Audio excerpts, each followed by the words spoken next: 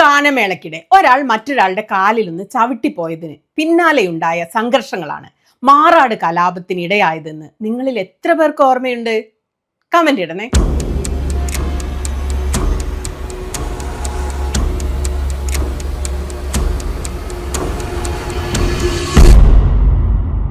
മാറാട് കലാപങ്ങൾക്ക് സത്യത്തിൽ തുടക്കമിട്ടത് ഒരു ഗാനമേളയായിരുന്നു. 2002 പുതുവർഷത്തിന്റെ തലേ ദിവസം 2001 ഡിസംബർ 31 കോഴിക്കോട് മാറാട് ബീച്ചിലെ സാഗരസരണിയിൽ ഒരു ഗാനമേള നടക്കുന്നു. അലയൻസ് ക്ലബ്ബ് എന്നൊരു കൂട്ടായ്മ സംഘടിപ്പിച്ചതായിരുന്നു ആ പുതുവർഷ പരിപാടി. ഗാനമേളയ്ക്കിടെ പതിവ് പോലെ കാളികൾ ഡാൻസ് ചെയ്യുന്നു, തുള്ളിച്ചാടുന്നു. അതിനിടയിൽ ഒരു 18 വയസ്സുകാരന്റെ കാൽ തൊട്ടടുത്ത് നൃത്തം ചെയ്യുന്ന മറ്റൊരാളുടെ കാലിൽ തട്ടുന്നു. 18 വയസ്സുള്ള പയ്യൻ ഹിന്ദു വിഭാഗത്തിൽപ്പെട്ടയാളും മറ്റേയാൾ മുസ്ലിം വിഭാഗക്കാരനുമായിരുന്നു. ഇരുവരും തമ്മിൽ ഇതിനെ ചൊല്ലി വലിയ തർക്കമുണ്ടായി, വാക്കേറ്റമുണ്ടായി. ഉടൻ ചുറ്റുമുള്ളവരൊക്കെ വിഷയത്തിൽ ഇടപെട്ടു. അവർ സംഭവം പറഞ്ഞു തീർത്തു. പിറ്റേന്ന് 2002 പുതുവർഷ ദിനത്തിൽ ഇരുവരും വീണ്ടും കണ്ടുമുട്ടി. ഒന്നും രണ്ടും പറഞ്ഞ് വാക്കേറ്റമായി. നാട്ടുകാർ അപ്പം തന്നെ വീണ്ടും ഇടപെട്ടു. രണ്ടുപേരെയും പിടിച്ചു മാറ്റി. ഇരുവരുടെയും കുടുംബങ്ങളെ ഈ വിഷയം അറിയിച്ചു. അവർ ഈ പ്രശ്നത്തിൽ ഇടപെട്ടു. കച്ചറ രണ്ട് കുടുംബങ്ങളും തമ്മിൽ പറഞ്ഞു തീർത്തു. എന്നാൽ പ്രശ്നങ്ങൾ അവിടെ തീർന്നില്ല. 2 ദിവസം കഴിഞ്ഞ് സന്ധ്യയോടെ കടപ്പുറത്ത് വെച്ച് അവരിരുവരും വീണ്ടും കണ്ടുമുട്ടി. ആ 18കാരനെ മറ്റേയാൾ ആക്രമിച്ചു. 15 മിനിറ്റ് കഴിഞ്ഞപ്പോൾ തല്ലിയ ആളെ അടിയേറ്റ ആളുടെ ആൾക്കാർ തടഞ്ഞു നിർത്തി ചോദ്യം ചെയ്തു. അടുത്ത നിമിഷം ഈ സംഭവം അറിഞ്ഞ് മറ്റേയാളുടെ വിഭാഗക്കാർ മുഴുവൻ ഓടിക്കൂടി. തർക്കമായി ഉന്തും തള്ളുമായി ആരൊക്കെയോ അവരെ പിടിച്ചു മാറ്റി. അതവിടെ കഴിഞ്ഞു എന്ന് എല്ലാവരും കരുതി. പക്ഷെ അത് അവിടെയും കഴിഞ്ഞില്ല. പച്ച നുണകൾ വെടിമരുന്ന് പോലെ നാട്ടിൽ പരന്നു. മാറാട് കലാപമുണ്ടായി എന്നായിരുന്നു ഒരു കഥ. മറ്റേത് അല്പം കൂടി ഗുരുതരമായൊരു വലിയ നുണയായിരുന്നു. ഒരു പുതുവർഷ പരിപാടിക്കിടെ ഹിന്ദു യുവാവ് മുസ്ലിം പെൺകുട്ടിയെ അപമാനിച്ചു എന്നൊരു കള്ളക്കഥ കാട്ടുതീ പോലെ പടർന്നു പിടിച്ചു. കള്ളക്കഥകളല്ലേ പെട്ടെന്ന് പടർന്നു.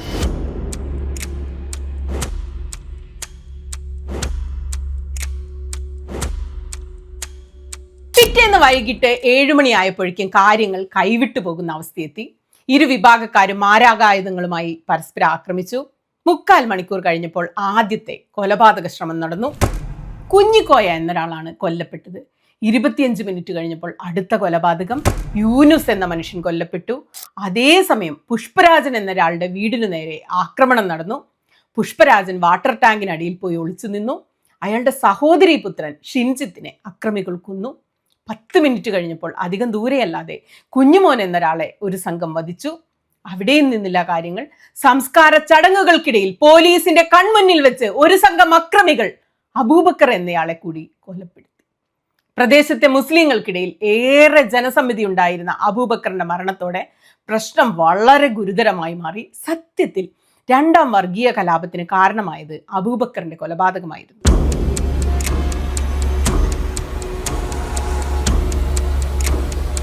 ഇതായിരുന്നു മാറാട്ടെ ആദ്യ വർഗീയ കലാപം. അന്ന് പുലർച്ചെ തന്നെ 12 മണി മുതൽ 2 ദിവസത്തേക്ക് ജില്ലാ കളക്ടർ നിരോധനാജ്ഞ പുറപ്പെടുവിച്ചു. പ്രാണരക്ഷാർത്ഥം പലരും വീടുകൾ വിട്ട് ഓടിപ്പോയി. റെയ്ഡിൽ ഇരുപക്ഷത്തു നിന്നും ആയുധങ്ങൾ പിടിച്ചെടുത്തു. സംഭവങ്ങളെ തുടർന്ന് മാറാട് പോലീസ് വലയത്തിലായി മാറി. നിരവധി പേർ അറസ്റ്റിലായി. AK ആന്റണി സർക്കാർ അധികാരത്തിൽ വന്ന് 2 വർഷം പൂർത്തിയാകാൻ മാസങ്ങൾ ബാക്കി നിൽക്കുമ്പോഴാണ് ഈ ആദ്യത്തെ കലാപം നടക്കുന്നത്. സംഭവത്തിൽ പോലീസ് നടപടികൾ സ്വീകരിച്ചു. ഇരു സമുദായങ്ങളിലും പെട്ടവർക്കെതിരെ 115ഓളം കേസുകൾ രജിസ്റ്റർ ചെയ്തു. ഭൂരിഭാഗം കേസുകളിലും കാലതാമസമില്ലാതെ അന്വേഷണം പൂർത്തിയായി.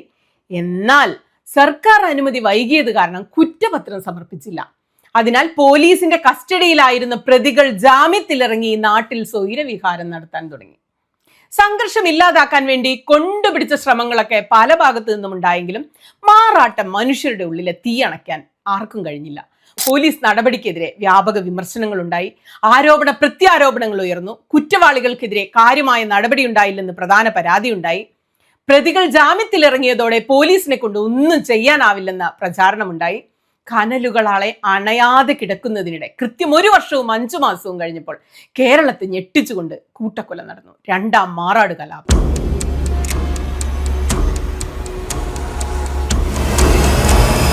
2003 മെയ് 2 അന്ന് വൈകിട്ട് 6:30യോടെ മാരകായുധങ്ങളുമായി മുസ്ലിം വിഭാഗത്തിൽപ്പെട്ട 90ഓളം പേർ ബീച്ചിൽ വിശ്രമിക്കുകയായിരുന്നവരെ ആക്രമിച്ചു. ഹിന്ദു വിഭാഗത്തിൽപ്പെട്ട 8 പേർ കൊല്ലപ്പെട്ടു. മുസ്ലിം വിഭാഗത്തിൽപ്പെട്ട ഒരാൾ കൊല്ലപ്പെട്ടു. അക്രമി സംഘത്തിൽപ്പെട്ട ഇയാള് സ്വന്തം ആളുകളുടെ കൈയാൽ അബദ്ധത്തിൽ കൊല്ലപ്പെട്ടതായിട്ടാണ് പിന്നീട് കേസ് വന്നത്. 2 സ്ത്രീകൾ ഉൾപ്പെടെ 16 പേർക്ക് പരിക്കേറ്റു. ആക്രമണ വിവരം അറിഞ്ഞ് 200ഓളം ഹിന്ദു വിഭാഗക്കാർ ആയുധങ്ങളുമായി സംഭവ സ്ഥലത്തേക്ക് നീങ്ങി. പോലീസ് അവരെ തടഞ്ഞു. ആൾക്കൂട്ടത്തെ പിരിച്ചുവിടാൻ കമ്മീഷണർ ആകാശത്തേക്ക് വെടിവെച്ചു. ഇതിനിടെ അക്രമികളിൽ ചിലർ മാറാട് ജുമാ മസ്ജിദിൽ അഭയം തേടിയെത്തി. പോലീസ് സംഘം പള്ളിയിൽ കയറി ഇവരെ പിടിക്കാൻ നോക്കി. പള്ളിക്ക് ചുറ്റും കൂടിയ മുസ്ലിം സ്ത്രീകൾ അവരെ തടഞ്ഞു വെച്ചു. പക്ഷെ പോലീസ് പള്ളി വളപ്പിലും പള്ളിയിലുമൊക്കെ പ്രവേശിക്കുക തന്നെ ചെയ്തു. അക്രമി സംഘത്തിൽപ്പെട്ട ചിലരെ രക്തം പുരണ്ട വസ്ത്രങ്ങളും ആയുധങ്ങളുമായി അവിടെ അറസ്റ്റ് ചെയ്തു എന്നതാണ് പോലീസ് കേസ്. പള്ളി, സമീപ പ്രദേശങ്ങൾ, അരേ സമാജം ഓഫീസ് തുടങ്ങി പലയിടങ്ങളിൽ നിന്നായി മാരകായുധങ്ങൾ പിടിച്ചെടുത്തു.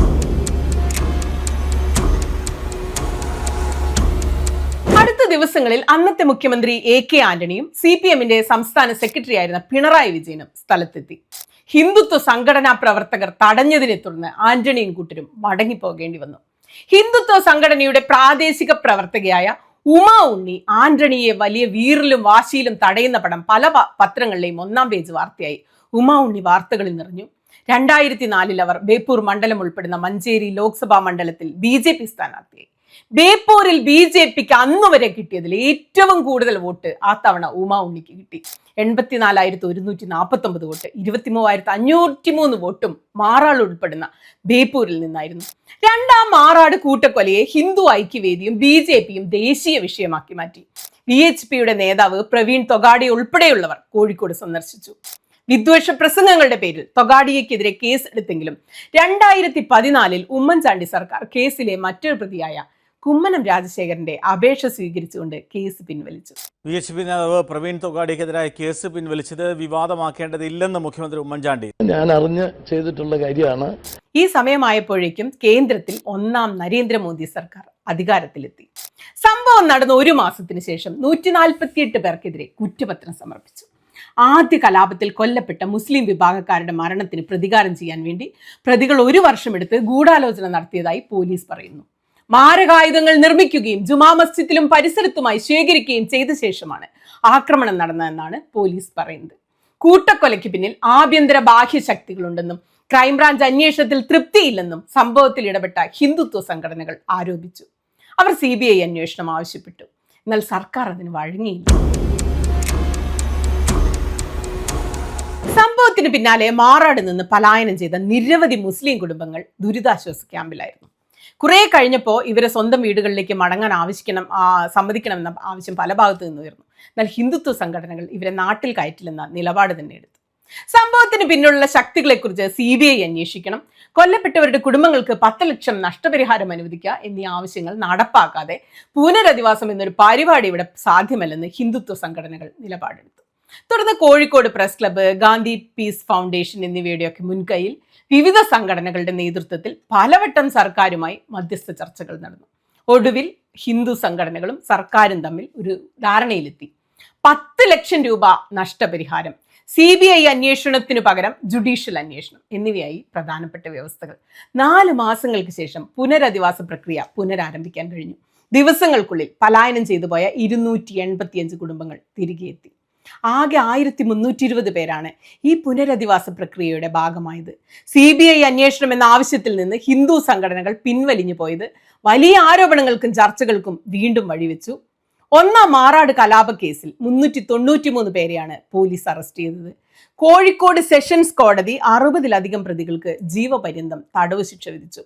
2015 ഹൈക്കോടതി ഡിവിഷൻ ബെഞ്ച് തെളിവുകളുടെ അഭാവത്തിൽ ഇതിൽ 12 പേരെ പിന്നീട് വെറുതെ വിടുകയുണ്ടായി. 2-ാം മാറാട് കലാപ കേസ് മാറാട് പ്രത്യേക കോടതിയാണ് പരിഗണിച്ചത്.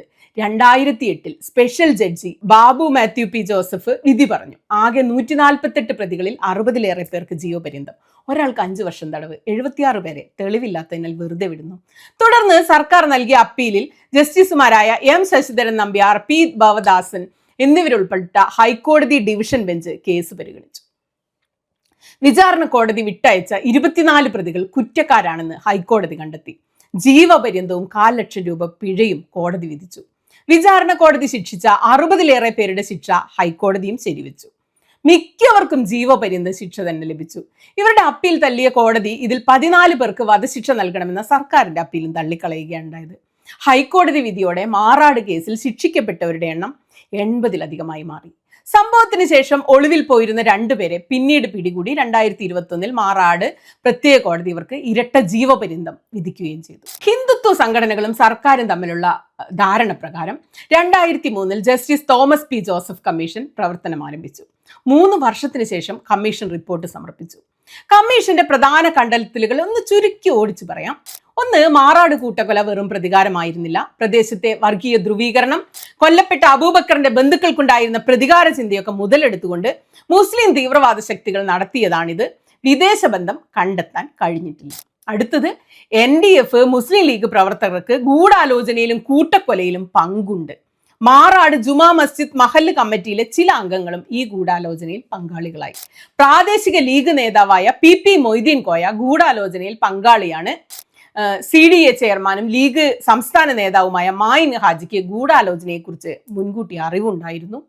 അടുത്തത്, ആദ്യ കലാപത്തിലെ പ്രതികളെ പ്രോസിക്യൂട്ട് ചെയ്യാൻ സർക്കാർ അനുമതി നൽകാത്തത് കാരണമുണ്ടായ അനാവശ്യമായ കാലതാമസം, അത് കാരണമുണ്ടായ വിചാരണ വൈകിയതൊക്കെ, പ്രതികള് ജാമ്യത്തിൽ ഇറങ്ങിയതൊക്കെ കൂട്ടക്കൊലയ്ക്ക് കാരണമായി. കോഴിക്കോട് ജില്ലാ ഭരണകൂടവും സിറ്റി പോലീസ് അഡ്മിനിസ്ട്രേഷനും കൂട്ടക്കൊല തടയുന്നതിൽ സമ്പൂർണ്ണമായി പരാജയപ്പെട്ടു. മുൻ പോലീസ് കമ്മീഷണർ സഞ്ജീവ് കുമാർ പട്ജോഷിക്ക് വീഴ്ചകൾ സംഭവിച്ചു. കളക്ടറുമായി പോലീസ് നല്ല ബന്ധം പുലർത്താത്തത് ഏകോപനത്തെ ബാധിച്ചു.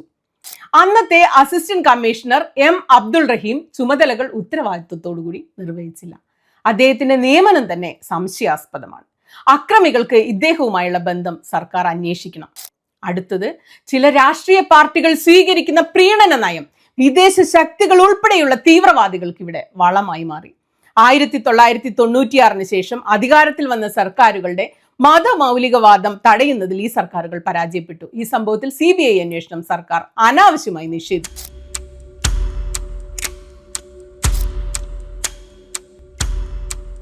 ഇതോടൊപ്പം സുപ്രധാനമായ ചില നിർദ്ദേശങ്ങൾ കമ്മീഷൻ മുന്നോട്ട് വെച്ചു. ആ നിർദ്ദേശങ്ങൾ ഒന്ന് ചുരുക്കി പറയാം. സ്ഫോടക വസ്തുക്കളുടെ ഉറവിടം, വൻതോതിലുള്ള ആയുധ ശേഖരണം, ഫണ്ടിങ് എന്നിവയെക്കുറിച്ച് ക്രൈംബ്രാഞ്ച് അന്വേഷിച്ചില്ല. അതിനാൽ CBI, IB, DRI തുടങ്ങിയവർ ഉൾപ്പെട്ട ഒരു മൾട്ടി ഏജൻസി അന്വേഷണം അത്യന്താപേക്ഷിതമാണ്. വിദേശത്ത് നിന്ന് എത്തുന്ന ഫണ്ടിങ്ങിനെ കുറിച്ച് പഠനം നടത്തണം. വിദ്യാഭ്യാസ സ്ഥാപനങ്ങളിൽ മതബോധവും മതചിഹ്നവും ഒക്കെ ഒഴിവാക്കണം. മതേതരത്വവും മൂല്യബോധവും പാഠ്യപദ്ധതിയുടെ ഭാഗമാക്കണം. മതമൗലികവാദം വളർത്തുന്ന സിനിമകളും സീരിയലുകളും നിരോധിക്കണം. മതപരമായ ഘോഷയാത്രകൾക്ക് കർശന നിയന്ത്രണം ഏർപ്പെടുത്തണം. സംഘാടകരിൽ നിന്ന് സെക്യൂരിറ്റി ഡെപ്പോസിറ്റ് ഈടാക്കണം. മതത്തെ ഭരണത്തിൽ നിന്നും രാഷ്ട്രീയത്തിൽ നിന്നും വേർപെടുത്തണം. ആവശ്യമെങ്കിൽ പ്രത്യേക നിയമം തന്നെ നിർമ്മിക്കണം. ഇതിനായിട്ട് രാഷ്ട്രീയ പാർട്ടികൾ മതപ്രീണന നയം ഉപേക്ഷിക്കണം. മാറാട് പാക്കേജ്, ഫിഷിംഗ് ഹാർബർ തുടങ്ങിയവ നടപ്പാക്കി ജനങ്ങളുടെ സാമ്പത്തിക സ്ഥിതി മെച്ചപ്പെടുത്തണം. ജനസാന്ദ്രത കുറയ്ക്കാൻ പുനരധിവാസ പദ്ധതികൾ ആവിഷ്കരിക്കണം. കമ്മീഷൻ കണ്ടെത്തലുകൾ വലിയ വിവാദം അന്ന് തന്നെ ഉണ്ടാക്കി. AK ആന്റണി സർക്കാരിന് വലിയ തിരിച്ചടിയായിരുന്നു ഈ കമ്മീഷന്റെ കണ്ടെത്തലുകൾ. സമാനമായിരുന്നു CBI അന്വേഷണവുമായി ബന്ധപ്പെട്ട വിവാദങ്ങളും. അതും സർക്കാരിന് വലിയ തോതിൽ തിരിച്ചടിയായി മാറി.